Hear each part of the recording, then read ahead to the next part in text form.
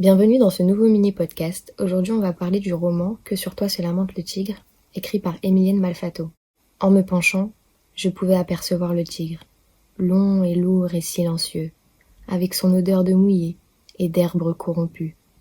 Quand nous sommes arrivés ici de Bagdad, c'était mon endroit favori. J'allais m'asseoir sur les berges. Je regardais les pêcheurs remonter de grosses carpes dans leurs filets. En été, les garçons se baignaient avec de grands gestes, dans les éclaboussures argentées. Je ne me baignais pas. Je restais au bord. Toute ma vie, j'ai eu la sensation de rester au bord de la vie.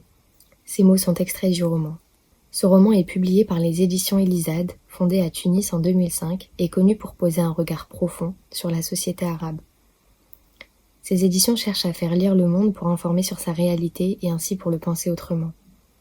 Cette histoire se déroule dans l'Irak d'aujourd'hui, meurtri par les guerres et par des principes culturels. Ce récit, c'est le récit de la mort, le récit d'une jeune femme, dont le nom ne nous est pas énoncé, comme si cela importait peu, comme si elle n'existait déjà plus. Le crime de cette jeune femme est d'avoir franchi un interdit absolu. Éprise d'un homme, elle se donna à lui en mariage. Son amant est tué dans un attentat à Mossoul. Elle apprendra par la suite que le fruit de leur amour vit en elle. On partage avec elle les derniers instants de sa vie. On l'accompagne sur ce funeste chemin.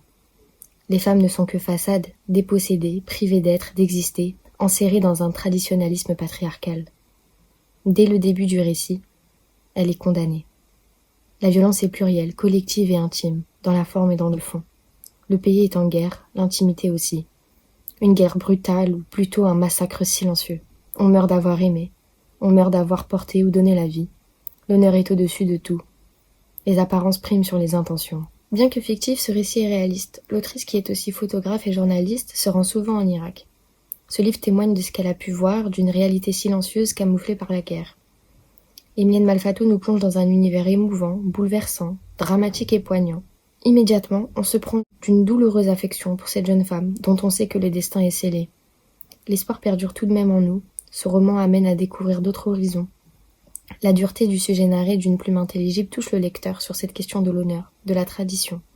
J'ai personnellement trouvé que c'était un roman fort et émouvant, dont la mort de la jeune femme n'est pas une fin, mais un appel à l'autre, au savoir, à la réflexion. J'espère que tu as apprécié ce mini-podcast. N'hésite pas à me dire dans les commentaires si tu as déjà lu ce livre ou si ça t'a donné envie de le lire, et on se retrouve dans une prochaine vidéo. Salut!